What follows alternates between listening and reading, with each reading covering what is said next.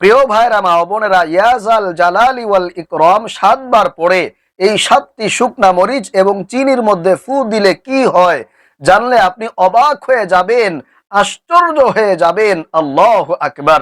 ইয়াজাল জালালি ওয়াল ইকরাম পৃথিবীর সর্বশ্রেষ্ঠ দোয়া, সাধারণ কোনো নাম নয়, সাধারণ কোনো দোয়াও নয়। পবিত্র কোরআনুল কারিমে বর্ণিত, যাকে ইসমে আজম বলা হয়েছে। আল্লাহ আকবার। সুতরাং 7 বার পড়ে এই 7টি শুকনা মরিচ এবং চিনির মধ্যে ফু দিলে আপনি অনেকগুলো উপকার পাবেন। এর মধ্যে অন্যতম 1 নাম্বার উপকার হলো, আপনার যদি শত্রু থাকে, দুশ্মন থাকে, যে আপনার নানান রকম ভাবে ক্ষতি করার চেষ্টা করে, এখনো পর্যন্ত ক্ষতি করতেছে, তো আপনি সেই শত্রুকে উদ্দেশ্য করে শত্রুর যন্ত্রণ থেকে বাঁচার জন্য এবং শত্রুকে একেবারে উচিত শিক্ষা দেওয়ার জন্য এই আমলটি আপনার শত্রুকে উদ্দেশ্য করে করতে পারেন। 2 নাম্বার, আপনার পরিবার সংসারে যদি দাম্পত্য জীবনে অশান্তি থাকে, ছেলে সন্তান নিয়ে অশান্তি, ঘরের মধ্যে ঝগড়া লেগেই থাকে, কেউ কারো কথা শুনতে চায় না, মানতেই চায় না, যে যার মতো করে চলাফেরা করে, এই আমলটি তাদের জন্য করতে পারেন। ইনশাআল্লাহ তারা আপনাকে মান্য করতে বাধ্য হয়ে যাবে। 3 নাম্বার, আপনি যদি কাউকে পছন্দ করে থাকেন, ভালোবেসে থাকেন, তাকে চাচ্ছেন হালাল ভাবে বিয়ে শাদী করে তার সঙ্গে সংসার বাঁধবেন, কিন্তু সে আপনাকে পছন্দ করে না, ভালোবাসে না, পাত্তা দেয় না, কিন্তু আপনি চান তাকে বিয়ে শাদী করতে, ইনশাআল্লাহ এই আমলটি করতে পারেন। অথবা আপনার বিয়ে শাদী হয় না, একের পর এক বাড়িতে মেহমান আসতেছে, সম্বন্ধ আসতেছে, কিন্তু কোনোভাবেই বিয়ে হচ্ছে না, একের পর এক সমস্ত সম্বন্ধগুলো ভেঙে যাচ্ছে, আপনার বিবাহ হচ্ছে না, তাহলে আমি বলবো এই আমলটি আপনি একবারের জন্য হলেও করবেন। অথবা আপনার কলিজার টুকরা আদরের সন্তানটা অবাধ্য হয়ে গিয়েছে, খারাপ হয়ে যাচ্ছে, ঠিক মতো পড়াশোনা করতে চায় না, নষ্ট হয়ে যাচ্ছে, মা বাবার কোনো কথা শুনতে চায় না, তাহলে অবশ্যই অবশ্যই আমি বলবো একবারের জন্য হলেও আপনি আজকের এই পাওয়ারফুল শক্তিশালী আমলটি করবেন। অথবা আপনার ছেলের বউ কথা শোনে না, শ্বশুর শাশুড়ির খেদমত করে না, তাদের কথা মানতে চায় না, তাহলে আপনি শ্বশুর হয়ে অথবা শাশুড়ি হয়ে অথবা আপনি স্বামী হয়ে এই আমলটি করতে পারেন।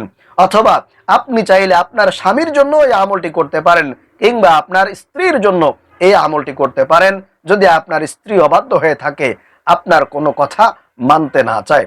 প্রিয় ভাইরা মা বোনেরা, তাহলে এই আমলটি করার জন্য সর্বপ্রথম আমাদেরকে এরকম 7টি শুকনা মরিচ সংগ্রহ করতে হবে এবং এরকম একটি ছোট্ট কাপের মধ্যে সামান্য কিছু চিনি নিতে হবে।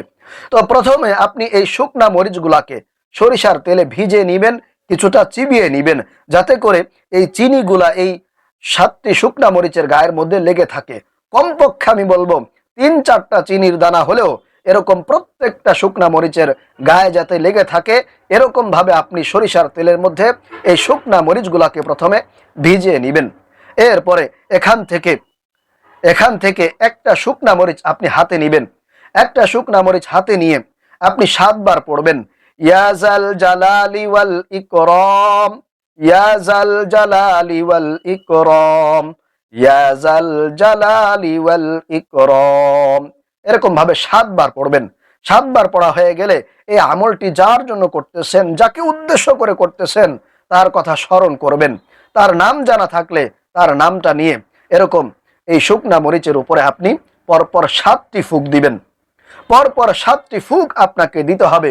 তবে আপনার শত্রুর জন্য যদি করে থাকেন, তাহলে আপনি একটু মনে মনে বলবেন, যায় আল্লাহ, অমুক লোকটা বা এই লোকটা আমার অনেক বড় শত্রু, আমার অনেক বড় দুশ্মন, আমার ক্ষতি করতেছে, আমার দুশ্মনী করতেছে, আমাকে সে ভালো থাকতে দিতে চায় না, তুমি তাকে ধ্বংস করে দাও, তাকে উচিত শিক্ষা দিয়ে দাও, এরকম ভাবে শত্রু সম্পর্কে কিছু কথা বলে এরপরে ফুঁক দিবেন মরিচের উপরে।